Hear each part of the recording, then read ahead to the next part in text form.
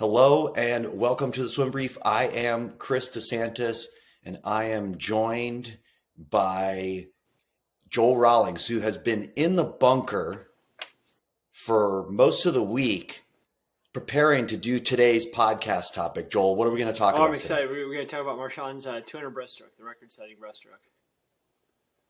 Yeah, we decided already ahead of time, unless we come up with a better title in the course of this, it's going to be how Marchand hacked breaststroke. Yeah, I think I can make a case for hacking breaststroke. And so, I think a lot of times when you say something's like a hack or something is like simple, people are like, oh, it's easy. It's like, no, it's not easy. It's simple. Right. It's completely different things. It's so you can break it down. I think, and I think it's just a fascinating swim, especially looking at that swim he had against Cal in the dual meet. Where he did all those. He did 6 events in 2 days, and all of them just amazing swims. And so I went back because I refused to listen to myself on this podcast. So I'm not going to listen to anything I said in the past. So I might be talking against. Hold on, before you get started. Before you get started, let me just introduce. I just want to make sure I give a shout out to our sponsor for the Swim Brief.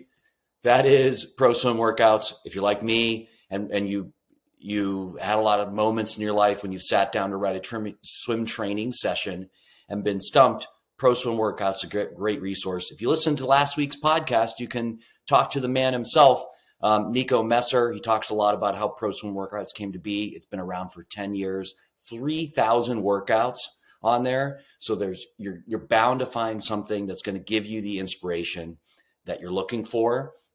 It's got sessions organized by type of team, developmental level, type of workout, all sorts of categories.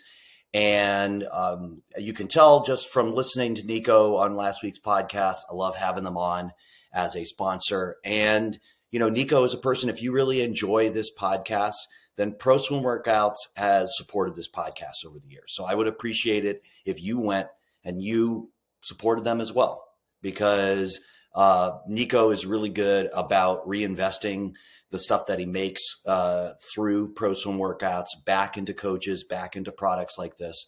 And I appreciate him for that. He's always been a big supporter of the Swim Brief. And with that said, I'm going to let you march in. Oh, I'm sorry. I want to give you a discount code. Thank you. CD Swim Coach is the discount code. You can get some money off on your Pro Swim Workout subscription. And again, you're going to send money to this podcast. Okay. With that said, now we're going to finally march in. And I guess I want to give you the intro, the same intro that I gave you over text, which was basically like, I was shocked to see this 200 breaststroke time, this 147 from Marchand. I guess I shouldn't have been shocked because he swam pretty close to that in a dual meet, as you were referencing in your intro versus Cal. But I guess the organizing thought I had was, when was the last time that the best IMer in the world was actually a breaststroker? And then I thought, is he really a breaststroker? And then I thought, I really need Joel to help me answer this question. So let's just wait for the podcast and we'll get into it. All right, go. Okay, Joel, so where'd you start? The breaststroke first, and we can kind of talk about IM and breaststroke at the end, if that's okay.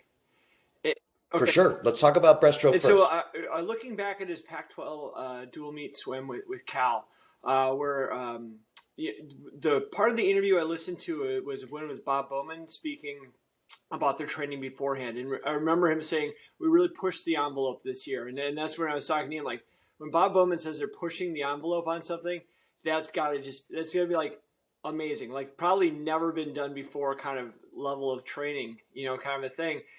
Without being, without any hyperbole, it really is. It's something where if he's saying he's pushing the envelope, that's amazing. And then this is the first meet where they're starting to come down, and now they're starting to wear fast suits. And so watching that swim, the thing that stood out to me was, even though obviously it was a fast swim, and so anytime you start to throw out like ideas or not critiques, but ideas of like what could be even better, people are like, oh, you're just, who do you think you are telling them that they could be better? It's like, but I think that's part of coaching is you always think it could be better, because otherwise, well, that was a perfect swim.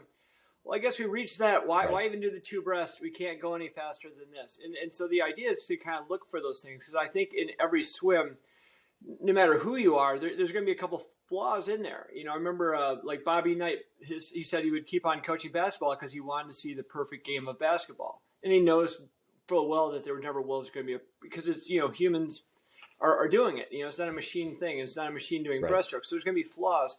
And when I was seeing those, it looked like his nervous system was just adapting to that speed where they're starting to come down.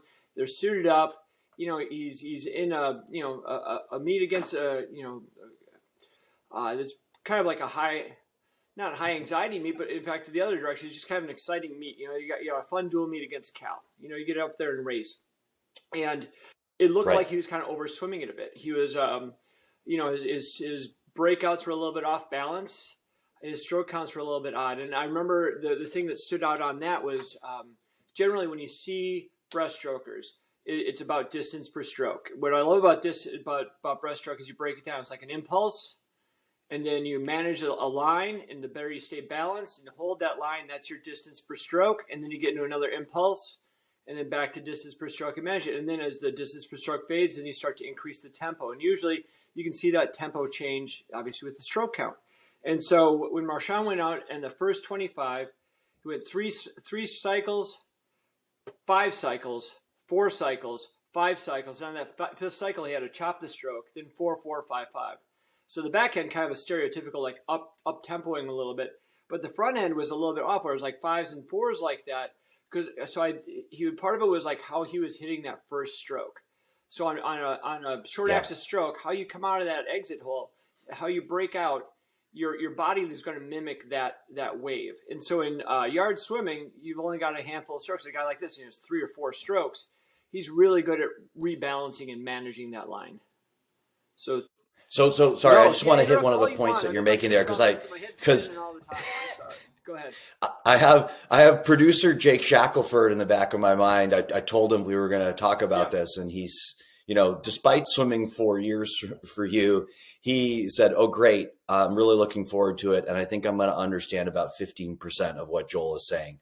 So I think maybe there's other people in the audience that may be feeling the same way. And I know when I got introduced to Milton Elms, that was, I guess, 8 years ago. And I thought, like, I really don't understand I would say I probably understood 5% of what he was telling me at any given time. But I feel now, after many years of listening to him and then listening to you, I have become a qualified interpreter for some of the things you guys are talking about. And it's so valuable. So I just want to hit one of the points that you're getting there. One of the things you're talking about, if I understand you correctly, is that first stroke that you are taking on a length of breaststroke actually has an impact on, if you're taking 5 strokes in length, it affects the way your 2nd, 3rd, 4th, 5th strokes actually are executed rhythmically, and even the shape of the movement that you're doing, right? Exactly. Is that what you're saying? Yeah. With I'm sorry, the audio cut out from you for a second there. So you've got like this wave-like shape that you're hitting the surface with, and that amplitude, the height of the wave, from the trough up to the very crest of the wave, that amplitude is going to be basically, it's like a wave rolling in. You see a large wave rolling in, it's smaller, smaller, smaller. Same thing here is like as the athlete is swimming, that wave's got to start to like calm down so they get a little more ride on that stroke, a little more distance per stroke on that. So you're taking the energy from that wave, the amplitude of, in this case, the crest would be like the center of buoyancy, because that's where the lungs are, the center of mass where the trough is. And so I kind of think of it like when you're playing like foosball, those players have a iron bar going through them. Imagine, like, again, the iron bar going through the middle of that. So if the center of buoyancy tips back behind that center of mass, you're going to be really off balance. So he's not that far, where you'd fall backwards, but it's a little bit off balance. One thing I used to always reference was Kitajima. I loved watching him swim breaststroke. It seemed like the most balanced, elegant breaststroke that you could do. And so in my mind, that's always kind of the model of swimming, because where I've coached, I'm not going to get someone that's 6'10", 225, fast twitch muscle fibers. I used to separate my sprint group from everyone else by, like, we'd have the mesh bag there. If you could actually literally jump across the mesh bag you could go swim with the sprint group. Everyone else had too slow muscle fibers. Come on over here and we're just going to train.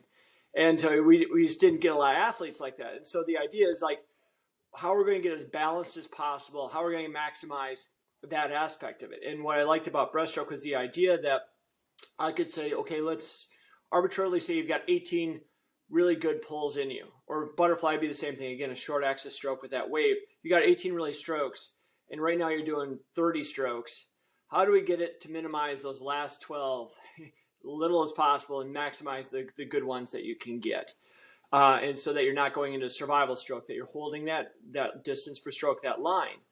And so watching the difference here between his swim then and swim now, you can just see if you watch and just watch the waves. If you just like kind of blur your vision almost, or watch the videos that you tend to put up where it's just grainy, fuzzy, and all you see is that white splash coming forward. That white splash is drag. It's you're pushing that water out of the pool. That's energy that you could have had going into that line for distance per stroke. Make sense? So yeah. Okay. So we can actually, you've looked at both videos and you think that wave that's in front of him when he's racing breaststroke, you can see a difference. Yeah. Instead of crashing in the 147. Instead of crashing through it, kind of getting a little more ride with it, or ride on it, in fact. And so then looking at Kitajima versus now, obviously the big thing was that dolphin kick. And it's like one dolphin kick. That dolphin kick, I remember like Bill Boomer, Bob Gillette, when they started really going into the dolphin kick, the thing with that is it doesn't produce that much lactate. It's not a real force generating thing, especially when it's from the body, like in a breaststroke and butterfly underwater kick out. You're going to maximize distance. So basically that's like, it could be an extra cycle that you don't have to do anymore of breaststroke. Full stroke gone, and your heart rate is even less. So rather than having to generate all that musculature to go one stroke, you're just doing a little flick of the legs. And that's where you're going with that.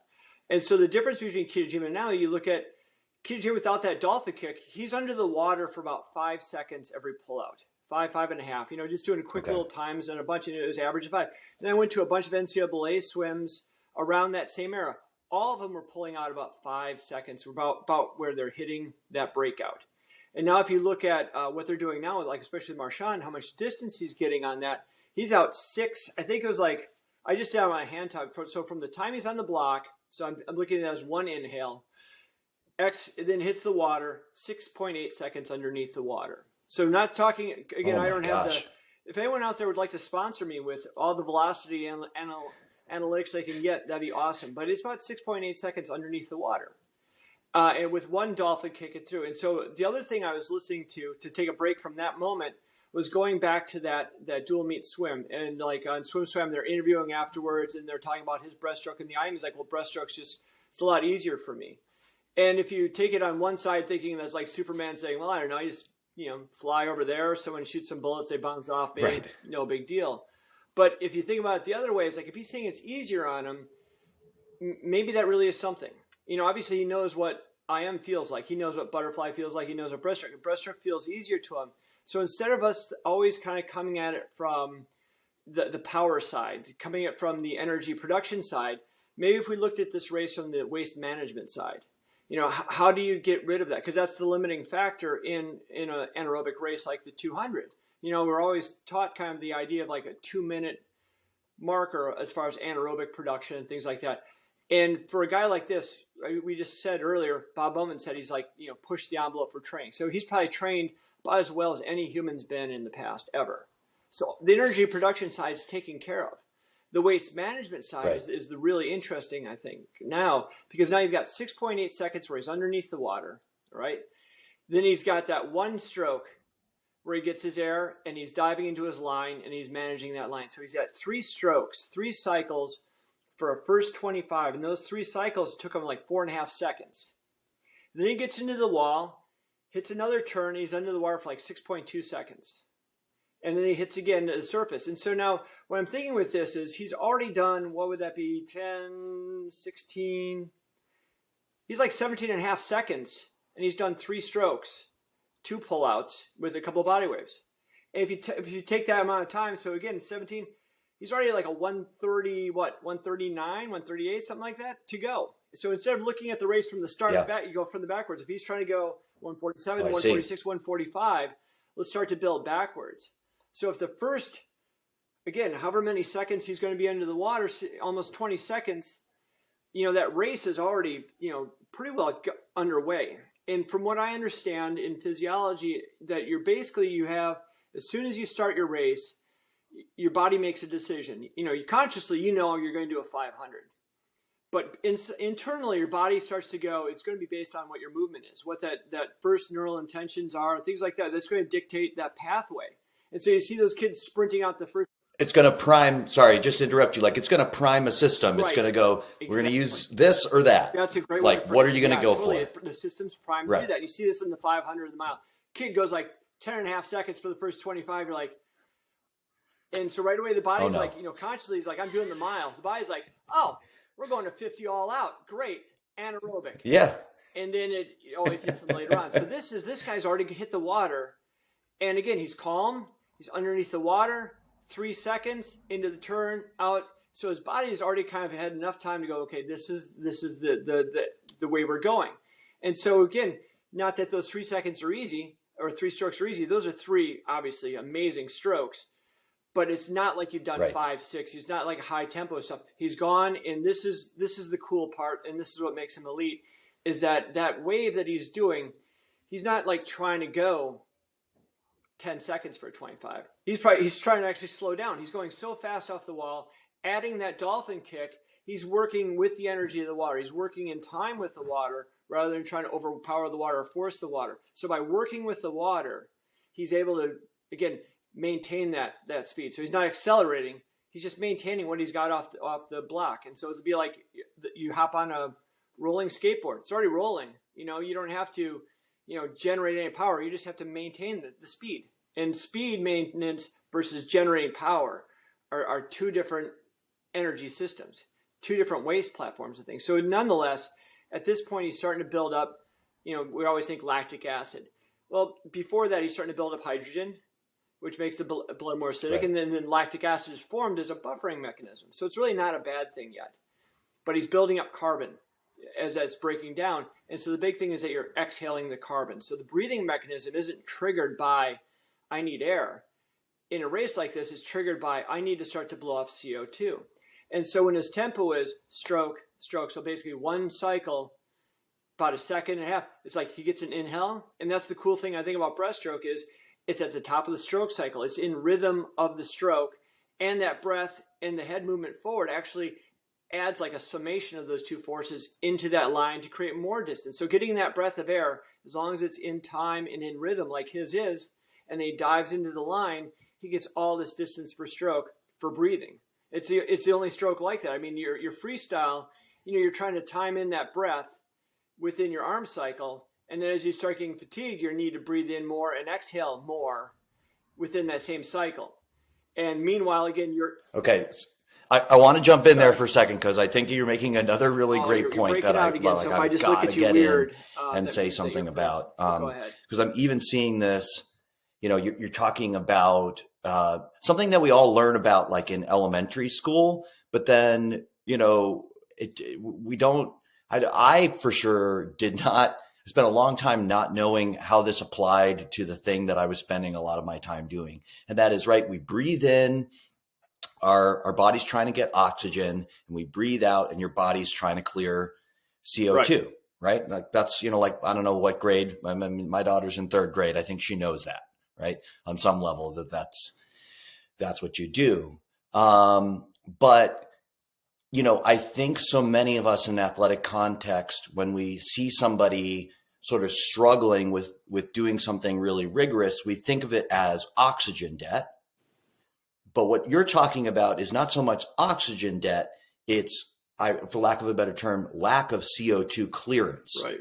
That can really cause some problems down the line. And like, I'm seeing this, in my own life. My wife is I would say like a master's competitive runner, and she changed something in her training schedule. She got back into yoga, and anybody who's done yoga knows that, like a giant part of most yoga practices is you focus on your breathing. Right. And she said that within a month of starting yoga and just bringing that attention to the way, especially she was exhaling and actually clearing CO2 from her body, like 4 or 5K, she found without any serious change in training volume or training intensity, she found about 30 seconds a mile on that. So it was like just a whole giant leap in aerobic ability just by clearing CO2 better. Right.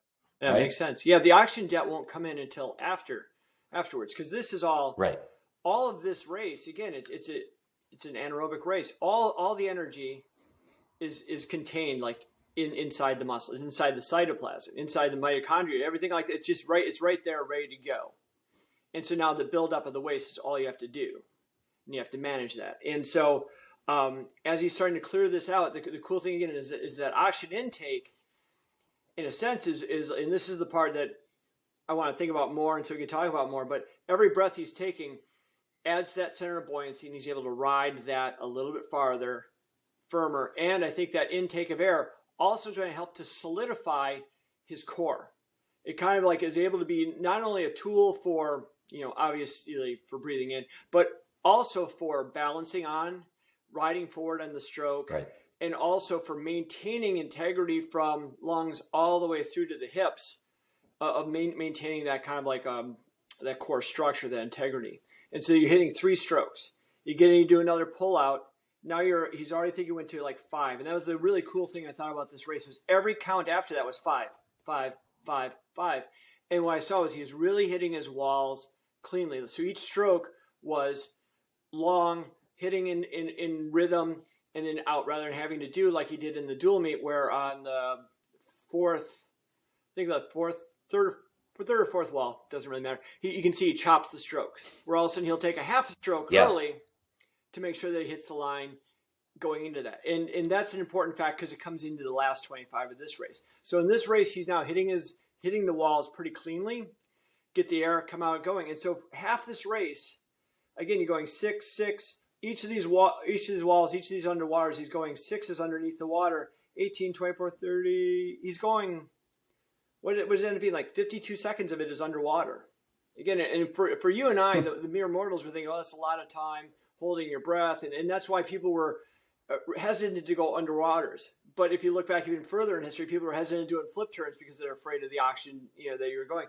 But again, this race isn't so much about oxygen, I don't think, as much as about waste management, getting rid of his carbon, managing the hydrogen buffering. And so when you break the race down, and I think he's already down to like having to swim like 1:15. The rest of it's underwater. I'm sorry, go ahead. Well, I'm sorry if I'm doing my math. If it's 52 seconds and he went 1:47, that means just 55 seconds left of swimming. I mean, that's almost half of the race. Yeah, and that's kind of where we start to get to the hack of this race. Is this is short course yards, and that's the thing. As long as you hit balanced, as long as you're hitting the water and going forward on that stroke like he does, where he's able to maintain that balance into the breath, inhale, exhale, getting rid of the carbon, inhale, exhale, getting rid of the carbon. So it's managed like that, and he's not over swimming it. Again, putting himself into a different kind of energy system.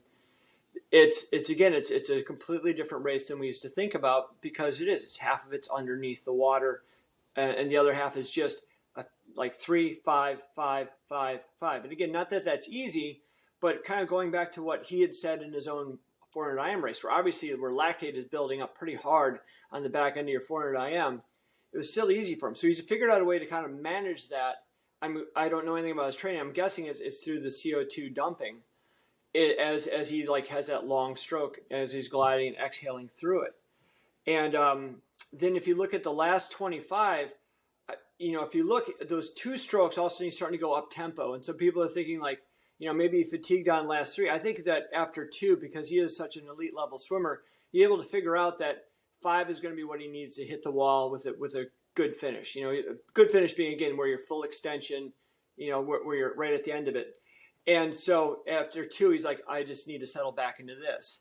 And so my thought is there might be even more in the tank if, again, as long as he keeps on, he can probably even clean up the breakouts even more, and then be able to kind of go by actually going up a stroke again, it depends on where the breakout hits, because that's where he's judging where he needs to be on that finish of the wall. And again, with short course yards, he can do that pretty quick because he can see the other end pretty quick. It's like one stroke, rebalance, Right. and then figure out from there how many strokes he's going to need to get to the wall. And so that's the thing that was amazing with his race is, again, you look at the splits, 24-3, 27-3, 27-7, 28-7. And so that's, again, where maybe that 28-7, where if you up-tempo it a little bit more, maybe that can come down a little bit. Obviously, we're not looking for huge drops at this point, but again, anything's possible. And that's why, again, I like the idea of breaking a race down like this and saying that things might be wrong or might be improved upon. So I guess not wrong. Wrong's pretty harsh because it's an amazing swim, but might be improved upon, meaning like, hey, there might be more. And I think that's the optimistic side rather than everyone always like, how can you be negative on a swim like this? It's like, no one's saying he's like, well, that guy's terrible. Luckily, he won the consolation. It's like, this guy's amazing. And there's more. And I think it's really interesting when people start to pave the way for that. So this finally kind of getting to the point where we're maximizing that first dolphin kick. And again, staying underneath the water and starting to think about more, again, the waist side versus I'm going to be power. I'm going to just power tower the hell out of this season. Or I'm going to, rip up this or that. It's like, this is all about managing is balance, managing the CO2 offloading, but then obviously the training that went into it for the buffering capacity for picking up the hydrogen that's produced in this too. Well, so I think you made a point in there that I want to go back to before we move on to anything else, because I've been thinking about it the whole time since you said it the first time, because I had never looked at it this way.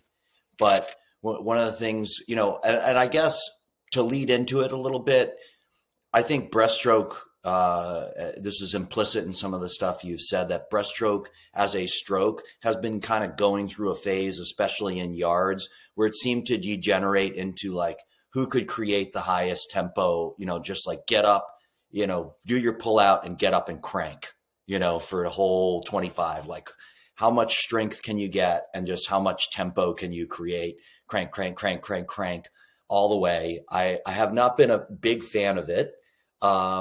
It's not aesthetically pleasing to watch, but there were certain people that definitely made a lot of progress with that as a stroke. What I hear, and you can follow this up to see if I'm on the right track with this, is I've never looked at underwater swimming in the way that you described, right? Where you say that even though underwater swimming, traditionally we look at it as you can't breathe, you're underwater, like you're not able to take in oxygen at that point. So it can be, we look at it as very demanding.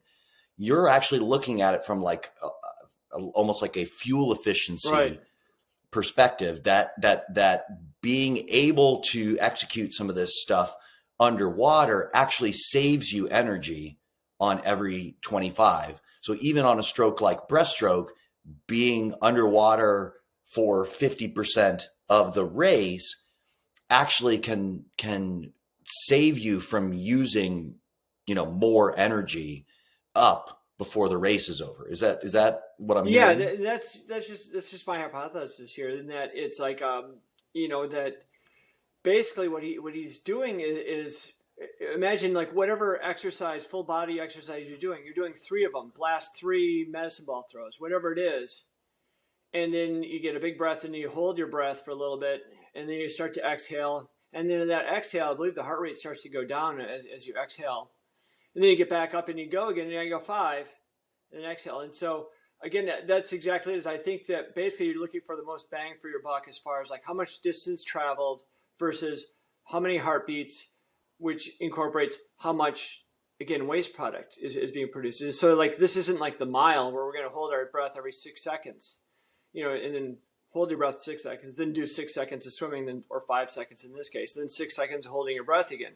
This is a 200. And so, like I said, I think it kind of starts to make it a different energy category in a sense, where it's not 2 minutes of activity. It's, bouts of 5 seconds of activity with 6 seconds of pause. And so if you become okay with that aspect of it, and that you can keep the breathing as tidal as possible, like you're normally walking, like if you're walking, inhalation is like what, a second, maybe let's just call it a step and a half.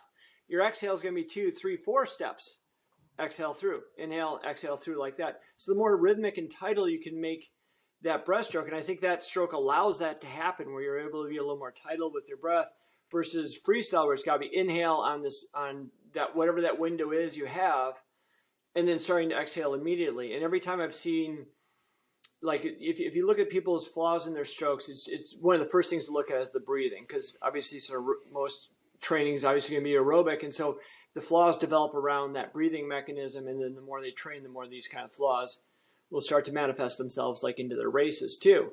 And so something like breaststroke, again, he's able to inhale, get a full breath, exhale through. And then what we talked about earlier is with distance per stroke changing, you start to cycle up to go faster. In freestyle, you start to cycle up, but your breathing also needs to exhale even more. And so now you're going a faster tempo and trying to fit in that change in breathing rhythm into a faster stroke cycle. And so that's what makes that hard. With breaststroke, the tempo goes up, but your breathing's also going up. So you might be able to time, and that's what I'm wondering if this guy's able to do. I would love to be able to talk to him about this, is like the idea, like, so as he's getting, more and more aggressive with the swim, it's starting to, like, again, build up. He's got to dump that CO2. The inhalation is going to start to change.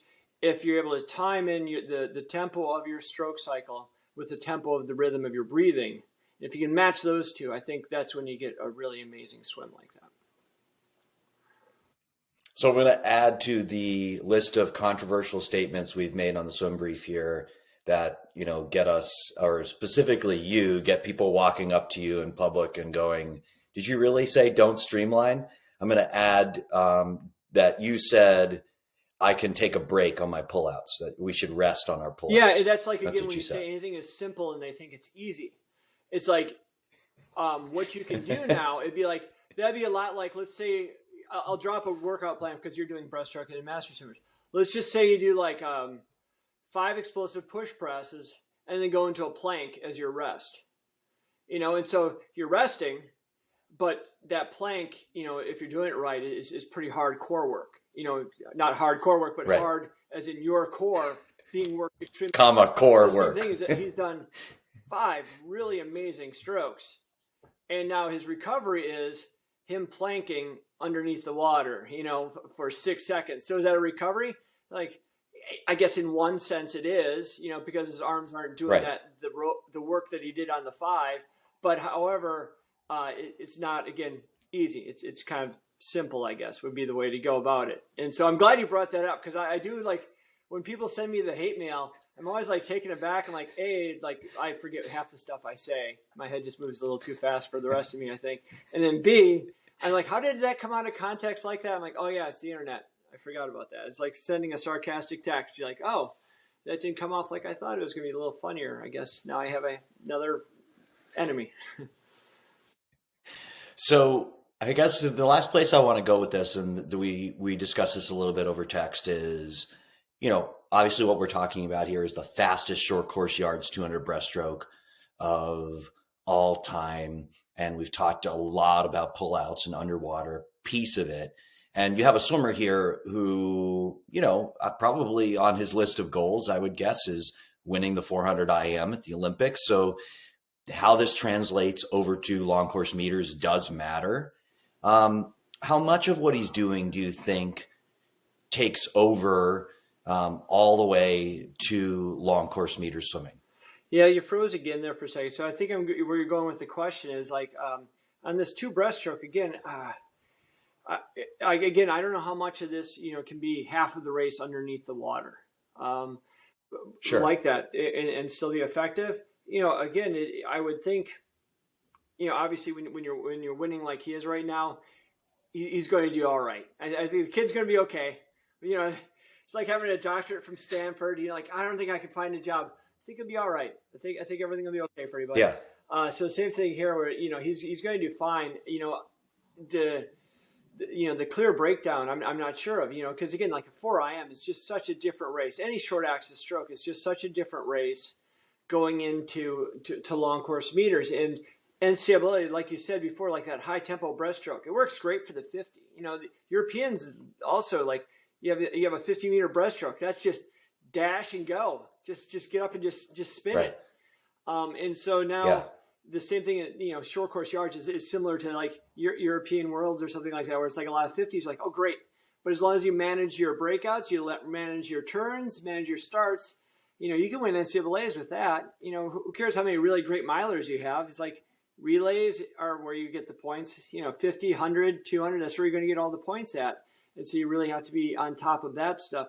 Being able to manage that line, being able to, again, control that waist buildup is a lot different when you're going from 5 strokes to all of a sudden, 8, 10, whatever you're going to take for that 50 meters. It's much different. Again, like I'm saying, three first 25 strokes is a lot different than 7.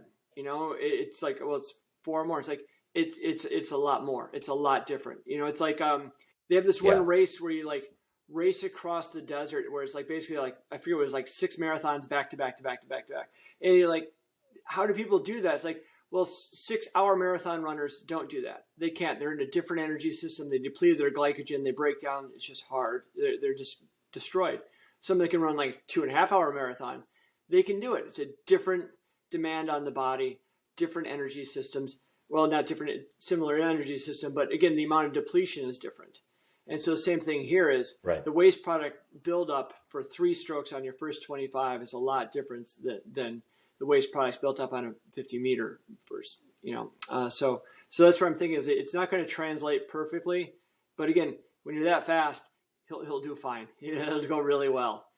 And it's not going to hurt. Yeah, he'll be all right. Yeah. And so again, with his stroke count, again, he's not a high spin guy. Like, usually again, at the lower levels, a tempo person usually doesn't translate really well to a lot of long course meter kind of swims. Not all the time. You can get some, but in this case, again, I think he'll translate pretty well. When we talked earlier about the 4IM, again, where he said it was easier, I think that's part of the thing with breaststroke. It's such a high demand, high drag kind of a stroke, and it's so much about balance and about staying high on the water that's typically why they make better IMers, because we always encounter like the person that's going to hit the wall, usually the third 100 of 500 in yards, the third 100 of 400 IM, that's breaststroke. So now like basically where you're starting to get it hit the most, if you're not really good at that stroke and you lose your hips, the stroke's over. Basically, again, by losing the hips, I mean, like, again, if you imagine like that foosball player where there's a lot, you're off balance, you're automatically tipping where your center of buoyancy is coming up, your center mass is dropping down. It creates a lot more drag than where you keep your center of mass driving the center of buoyancy, like Marchand's able to do. That center of mass, as soon as he hits the stroke and drives the center of buoyancy forward, that's, again, distance per stroke right there. But see, that's where I want to intercede, because where I get back to the question I had from the very beginning, you talk about some of the best 400 IMers that I can remember in history. There's like a certain level where breaststroke seems to correspond with IM, but then it doesn't seem like up at the elite level that it's, people with breaststroke as a best stroke that are winning in the 400 IM. So like this is a little bit unusual to me. And this is again where I'm going to get like the hate mail coming in for like the typical kind of stance. I'm just trying to think a little bit outside of the usual spectrum of why that might be. I remember, like, if you look at all the breaststrokers that have made the Olympics from the U.S., it's generally kind of like smaller places. It's never like, again, nothing against the higher volume programs. They usually don't produce the breaststrokers. The breaststrokers usually. When you say higher volume in terms of even like club size, I mean like training size. Usually, the bigger the clubs, they've got a certain method. They've got, this is what we're going to do. They can ramp up the yards pretty high. They've got the pool time, everything's squared away. A lot of these breaststrokers, again, like coming from Alaska, coming from Pacific Northwest, a lot of these Olympic breaststrokers have come from those areas. I think, again, and this is just me thinking along from us just talking today, so I could be way off base on this. But when you're doing a lot of training, again, the timing of the air, inhale, exhale, is so critical on the breaststroke and on butterfly, again, because that you're really using that center of buoyancy as an engine for your stroke. By creating that wave and then having the center mass following along within the same line of that wave. is what really gets you going forward. And so if you're doing a high volume training and, again, you're having to breathe differently because you have to breathe in earlier. And that's what I've seen a lot of times when, like, I would take swimmers that, when I was coaching college, we go mainly yards, we train a little bit of long course. So we get kids that just weren't experienced in long course, for instance. First thing that changed on their breaststroke was they're breathing way early on their stroke. And so once you're starting to breathe early in the stroke, now all of a sudden you're lifting up. So the center of buoyancy is riding up, the center of mass is dropping down, and it's not in sync with that wave that usually makes their breaststroke run really well. And so when you do that, I think you start to kind of learn this breathing kind of early rather than being patient. And that's like with Marchand, he's really patient, waiting for that breath, the inhale at the critical moment, and then surging into the next stroke. When they're training a lot, I think sometimes that they will start to create, I think survival stroke's a little bit harsh of a term, but they're going to do something to get their air a little bit earlier. And so that throws their stroke off. And I think with butterfly and breaststroke, just my opinion is that, not just my opinion, I mean, a lot of people share this opinion, but it's not like I have a lot of anything to base it on other than I think that the more explosive training you do with short axis, I think the sharper the stroke is in practice, the more it translates into race. When you're doing 18-200s fly or 18-200s breaststroke, I think that you're going to, if the swimmer is able to get through that, is going to learn how to get through that. And that stroke that they learn how to get through it with isn't a stroke they want to do 100 or 200 with. And so my thought is, if they have a stroke that's kind of like, again, you get in that fight or flight mechanism where you want them kind of like in a fight where they're going out hard, again, it's not that rational, hey, I've got to wait for the breath, I've got to wait for this in sweep, I've got to wait for this moment to drive my hips forward. It's like air is my number one priority. Swimming fast is in my top 5 right now. But air is number one. And that's why I think maybe breaststrokers, unless you're really on top of it, you're not going to see the best breaststrokers in the IM, because the best breaststrokers, what I've seen, usually you can overtrain them pretty easily. And so with a bigger club, I think it's hard to really watch that one kid. When you got 50 kids in a lane, in a pool, and I get it. I mean, it's hard. It's hard to figure that out. You can manage them with your strokes counts, you can manage them with a lot of things, but to be able to really watch when that's breaking down and pull them out of that is a hard thing to do. So that's my long summary of, I think the really best breaststrokers get trained out of it if they go too hard into the 4IM. And the 4IM, it takes a good deal of training to be solid at that. Yeah, so maybe I guess there's a lot of applications to what you said, but maybe what's been successful for Marchand is that almost he's backdoored his way into breaststroke. That he was sort of like, he was an all-round, just pretty good swimmer, like he was very good in a lot of things. And then as he's progressing, even here through his college career, he's finding ways to sort of hack into breaststroke a little bit. And it just so happens they've been so successful that, I went the fastest 200 short course of all time. Then you've got a pretty good coach. Again, that's the thing. It's nice. Yeah. Again, is when Bowman's able to go, he can take a group and really watch that group and make sure that they're and he knows obviously what 4IM training is about. And he's able to watch where this athlete is at within each one, so he doesn't have to spin so many plates. He's not over there with the sprint group. He's not over there with this group. He might be, but he's able to focus in on the group that he needs to focus in on and make sure they're swimming like they need to be able to do something like this, which was just incredible, obviously. And so the hack, I think,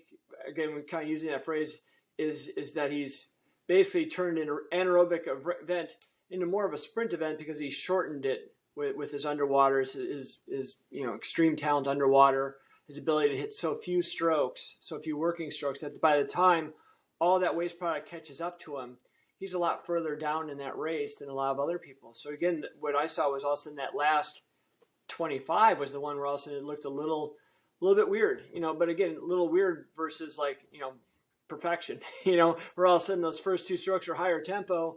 And then the last 3, he's trying to manage the line. You could see that he was not managing it as well as he did, obviously, in the first half. But he wasn't managing it as well, even like on lengths 5 or 6. And I think, again, that's where I started to think that maybe he pushed this back, where it's an anaerobic event, of course. However, that the waste products aren't hitting him until much later in the race than other people. Yeah, and I want to echo some of the Bowman stuff that you just brought up. My observation is I think Bowman 1.0, with the one we all got to know via being Michael Phelps's coach, I think by far, the thing that he became known for was just the quality of training that he could get swimmers to do. Very specifically, of course, Michael, the training stuff is just absolutely legendary. But I think if you look for a weakness in somebody who coached the greatest swimmer of all time, then I would say, Michael Phelps was never the most skilled person in any race that he did at the international level. And I didn't see, if I look at the other most successful swimmers in sort of that first generation with Bowman, they weren't necessarily getting up to that Olympic medalist level through skill development. They just really when and you referenced this earlier, like when Bowman says we're really dialing it up in training, that sort of means more than pretty much anybody else in the world saying that.